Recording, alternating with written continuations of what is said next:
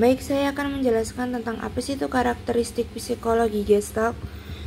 Kata Gestalt memiliki arti yang hampir sama dengan form atau configuration dalam bahasa Inggris, yang kemudian Johann Wolfgang memaknainya dengan keseluruhan atau wholeness. Psikologi Gestalt sendiri berdiri pada tahun 1910 dengan pendiri yaitu Mark Wigner. Psikologi Gestalt bermula di Jerman yang kemudian berkembang juga di Amerika Serikat. Kemunculan psikologi Gestalt merupakan suatu reaksi terhadap psikologi Wundt, yang dimana jika psikologi behavioris menantang psikologi Wundt yang menjadikan kesadaran sebagai sesuatu yang tidak bisa diteliti secara objektif, sedangkan psikologi Gestalt justru menerima kesadaran sebagai subjek matter psikologi. Pandangan ini dipengaruhi oleh Immanuel Kant, Ernst Mach, dan Christian von Ehrenfels yang berpandangan bahwa manusia secara aktif mengorganisasikan persepsinya. Bagi mereka, elemen-elemen persepsi tidak dengan sendirinya membentuk persepsi secara keseluruhan, tapi manusialah yang secara aktif mengatur dan mengorganisasikan kesadarannya sendiri. Dan menurut psikologi Gestalt, kesadaran bukan sekedar penjumlahan dari elemen-elemennya, dan kesadaran tidak bisa direduksi ke dalam elemen-elemen.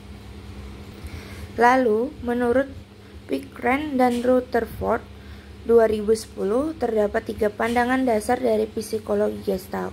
Yang pertama, yaitu struktur kesadaran, bukan elemen kesadaran. Kedua, lingkungan merupakan struktur yang memengaruhi struktur kesadaran seseorang. Yang ketiga, struktur kesadaran juga dipengaruhi oleh proses kognitif.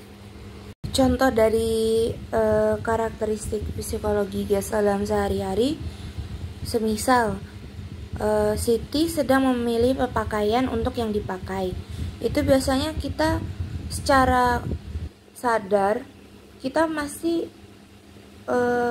mengkombinasikan warna yang serasi atau yang serupa dengan warna yang akan dipakai.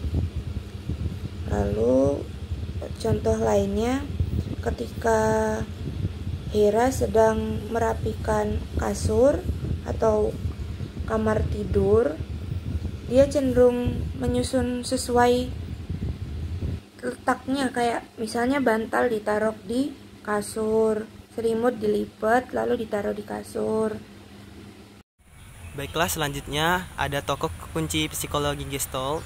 Yang pertama adalah Max Wertheimer 1880 sampai 1943. Selanjutnya ada Wolfgang Kahler 1887 sampai 1967. Selanjutnya ada Kurt Koffa 1886 sampai 1941. Penerus psikologi Gestalt itu yang pertama adalah Wolfgang Metzger 1899 sampai 1979. Selanjutnya ada Edwin Rhodes 1906 sampai 1994. Selanjutnya ada Kurt Lewin 1890 sampai 1947. Selanjutnya adalah Fritz Heider 1896 sampai 1988. Dan yang terakhir adalah Solomon Asch. Materi yang D yaitu prinsip-prinsip Gestalt. Ada beberapa prinsip perorganisasian stimulus yang secara alamiah kita cenderung melihatnya sebagai suatu keseluruhan atau Gestalt. Prinsip yang pertama ada figure and ground, yaitu ketika kita mempersepsi suatu stimulus, bidang persepsi kita akan terbagi menjadi 2, yaitu figure and ground. Figur merupakan bagian yang jelas dan menjadi pusat perhatian, sedangkan ground merupakan bagian yang kabur dan tidak menjadi pusat perhatian. Contohnya saat kita membaca buku, saat membaca, huruf-huruf dianggap sebagai figur, sementara halaman putih di belakang huruf-huruf tersebut dianggap sebagai ground. Prinsip ini membantu kita fokus pada elemen penting dan mengabaikan detail yang kurang relevan, sehingga mempermudah pemahaman dan interaksi dengan lingkungan sekitar. Materi kedua yaitu ada principle of continuity, yaitu kita mempersepsi suatu stimulus tidak dalam bentuk titik-titik yang terpisah, tapi dalam suatu konfigurasi tertentu. Dalam prinsip-prinsip Gestalt menyatakan bahwa elemen-elemen yang terletak dalam satu jalur atau pola yang berkesinambungan cenderung dipersepsikan sebagai satu kesatuan yang berhubungan. Misalnya, jalan raya dan penanda jalan. Jalan raya seringkali dirancang dengan garis-garis atau tanda yang berkelanjutan, seperti marka jalan atau garis pembatas jalur, sehingga pengemudi dapat mengikuti alur jalan dengan mudah dan aman. Dengan memahami prinsip ini, kita dapat lebih mengapresiasi bagaimana persepsi kita dipengaruhi oleh desain atau tata letak elemen-elemen di sekitar kita, yang semuanya dirancang untuk membantu kita memahami dunia dengan lebih baik dan lebih efisien. Yang kedua, ada principle of proximity, yaitu kita akan mempersepsi dua stimulus yang berdekatan sebagai satu kelompok. Contohnya dalam kehidupan sehari-hari, kita sedang menata ruang tamu. Sofa, meja, dan juga kursi yang diletakkan berdekatan biasanya dianggap sebagai satu set atau kelompok furnitur yang saling berhubungan. Nah, itu salah satu contoh dari principle of proximity. Dan kenapa sofa, meja, dan kursi bisa dikatakan atau termasuk dalam prinsip principle of proximity, yaitu karena kita mempersepsi dua stimulus yang berdekatan dan menjadi satu kelompok. Pentingnya memahami prinsip yang ketiga ini karena kita bisa mengatur elemen-elemen di berbagai aspek kehidupan sehari-hari secara lebih efektif dan efisien, memudahkan pengamatan dan interaksi. Yang keempat, ada principle of inclusiveness, yaitu kita akan cenderung mempersepsi stimulus yang paling besar dibanding yang lebih kecil. Contohnya foto keluarga di dinding. Ketika kita melihat foto keluarga, kita cenderung melihat foto tersebut sebagai satu kesatuan, meskipun ada beberapa individu di dalamnya, seperti orang lain yang tidak sengaja kena foto, dan kita memahami bahwa semua orang dalam foto tersebut saling terkait dan merupakan bagian dari keseluruhan kelompok. Itu salah satu contoh yang menunjukkan bagaimana prinsip inclusiveness ini bekerja dalam kehidupan sehari-hari kita, di mana kita cenderung memandang elemen-elemen yang terkait sebagai satu kesatuan yang terkoordinasi dan bermakna. Yang kelima ada principle of similarity, yaitu kita cenderung mempersepsi dua stimulus yang memiliki ciri yang sama sebagai satu kelompok. Salah satu contoh dalam kehidupan sehari-hari yaitu seperti pakaian seragam. Di sekolah atau di tempat kerja, seragam digunakan untuk menciptakan kesamaan.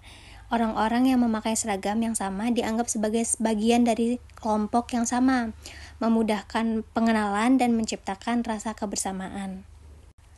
Prinsip kesamaan mempengaruhi cara kita mengorganisir dan memandang elemen-elemen dalam kehidupan sehari-hari, membantu menciptakan keteraturan dan memudahkan pengenalan kelompok atau kategori tertentu. Dan yang terakhir ada principle of closure, yaitu kita cenderung akan mempersepsi gambar yang belum selesai seperti sudah selesai. Dan kita mengambil contoh yang ada di dalam buku. Misalnya ada gambar sebuah segitiga tetapi dia seperti terputus, tidak berhubungan garisnya. Namun, kita mempersepsinya tetap sebagai gambar yang bermakna, yaitu gambar yang berbentuk segitiga. Prinsip penutupan mempengaruhi persepsi kita sehari-hari, memungkinkan kita untuk melihat dan memahami objek meskipun tidak sepenuhnya lengkap dan utuh. Prinsip ini membantu kita untuk menginterpretasikan dunia dengan lebih efisien dan cepat. Yang D adalah belajar dan berpikir. Psikologi Gestalt tidak hanya membahas mengenai organisasi persepsi, tapi juga membahas tentang masalah belajar, berpikir, dan bahkan perkembangan anak. Di sini itu kita akan membahas dua topik, yaitu reproductive thinking dan productive thinking. Secara pengertiannya, reproductive thinking merujuk pada pengulangan, pembiasaan, dan pengkondisian atau rutinitas. Productive thinking ini menghubungkan apa yang sudah dipelajari dan diperkuat dengan pengalaman dan pembiasaan. Jadi kegiatannya itu mengulang. Pemikiran ini berfokus pada penerapan solusi yang sudah terbukti atau yang sudah diajarkan, jadi bukan inovasi baru atau penciptaan cara yang baru. Contohnya di kehidupan sehari-hari itu ada memasak dengan menggunakan resep. Ada orang yang mau masak tapi tidak tahu nih bahan-bahannya apa, bumbunya apa. Jadi pasti dengan memecahkan permasalahan tersebut, orang tersebut akan mencari resep di buku atau di internet. Kalau sudah menemukan resepnya, otomatis orang tersebut akan mengikuti langkah-langkah yang sudah tertera di resep tersebut tanpa mengubah atau membuat inovasi baru pada resep tersebut. Yang kedua ada productivitas thinking atau pemikiran produktif. Yang artinya proses pemikiran yang melibatkan kreativitas dan inovasi untuk menghasilkan solusi baru atau pendekatan yang belum pernah dicoba sebelumnya. Ini berbeda dari pemikiran reproduktif yang mengandalkan solusi dan metode yang sudah ada. Produktivitas thinking menekankan pada eksplorasi baru, ide baru, atau pengembangan konsep yang orisinil dan pemecahan masalah dengan cara-cara yang tidak konvensional. Pemikiran produktif ini melibatkan penciptaan ide baru yang belum pernah dipikirkan sebelumnya. Jadi memerlukan imajinasi dan kemampuan untuk melihat masalah dari perspektif yang berbeda. Biasanya pendekatan ini tuh sering digunakan dalam situasi di mana solusi standar tidak efektif atau tidak tersedia. Pemikiran produktif mengarah pada solusi yang inovatif dan unik. Contohnya di bagian seni. Misal seorang seniman yang menciptakan instalasi seni menggunakan bahan daur ulang yang tidak konvensional, mengubah sampah menjadi karya seni yang menarik dan memiliki pesan lingkungan yang kuat. Produktivitas thinking adalah kunci untuk inovasi dan perkembangan di berbagai bidang.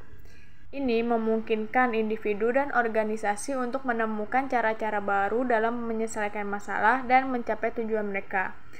Dengan mengadopsi pemikiran produktif, kita dapat merespon tantangan dengan solusi kreatif dan orisinal, meningkatkan efisiensi dan efektivitas dalam berbagai aspek kehidupan.